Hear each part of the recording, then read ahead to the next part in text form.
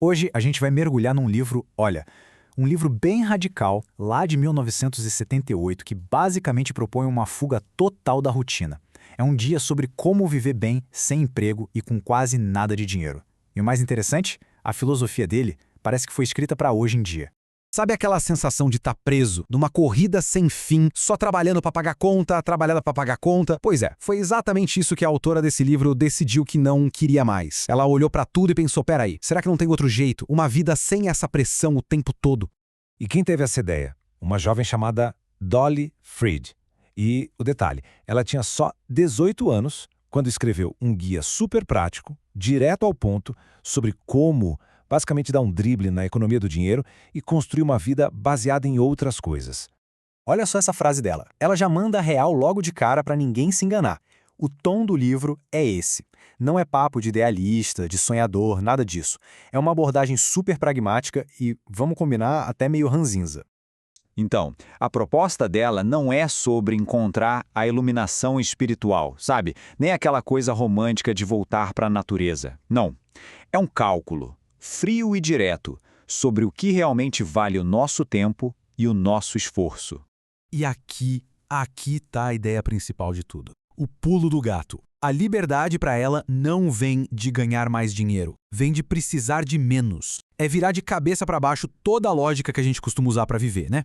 E por que vida de gambá? Bom, a analogia é genial. Ela não escolheu uma águia, um leão. Não, ela escolheu o gambá. Por quê? Não pela beleza, mas porque ele sobrevive. Ele é resiliente, se vira em qualquer lugar, é um bicho que se adapta, não um símbolo perfeito e idealizado. A ideia é essa, ser adaptável, não ser perfeito.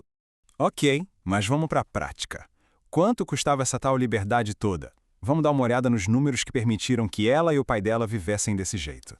$700 por ano. Sim, é isso mesmo, $700. Isso em 1968, claro. Mas esse era o orçamento anual dela e do pai. Um valor inacreditavelmente baixo, que simplesmente eliminava a necessidade de ter um emprego de tempo integral.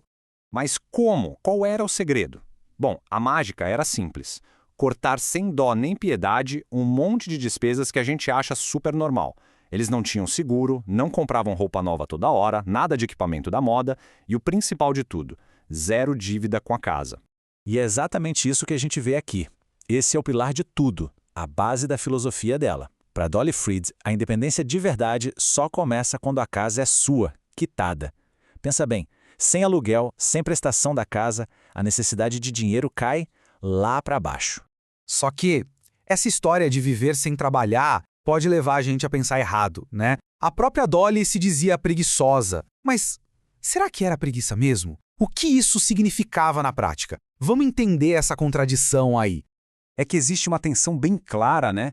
De um lado, o sonho, uma vida mais leve, sem a obrigação de um emprego. Do outro, a realidade, que exigia um outro tipo de trabalho. Um trabalho muitas vezes pesado, físico e constante. E que tipo de trabalho era esse? Bom, dá uma olhada na lista de tarefas. A tal liberdade do emprego formal era trocada por muito trabalho prático. Tinha que cuidar da horta, coletar comida, fazer conserva, caçar, pescar, criar bicho, viver consertando a casa. A vida era qualquer coisa menos parada. Era um trabalho que eles mesmos escolhiam, mas no fim das contas ainda era muito trabalho. Ok, agora a gente vai dar um salto no tempo. 30 anos depois do livro, a Dolly escreveu um novo capítulo, um pós-fácil. E o que aconteceu com a vida dela? Bom, talvez seja a parte mais inesperada dessa história toda. Pois é isso mesmo. Aquela mesma jovem que pregava uma vida sem emprego, com quase nada de dinheiro, ela usou a liberdade que conquistou para estudar e se tornou engenheira aeroespacial da NASA. Quebra qualquer expectativa, qualquer estereótipo que a gente pudesse ter, né?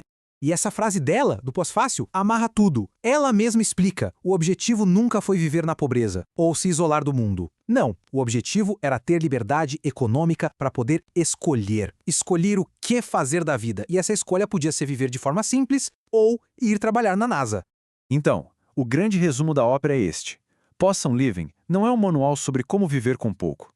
É, na verdade, um manifesto sobre como ser livre. A autossuficiência era só a ferramenta para chegar lá. Não era o objetivo final. E tudo isso deixa uma pergunta no ar para a gente pensar. Se o dinheiro não fosse o fator decisivo, se ele não ditasse as regras, que caminho as pessoas escolheriam para a vida? A história da Dolly Freed prova que a resposta pode ser algo que a gente nem imagina.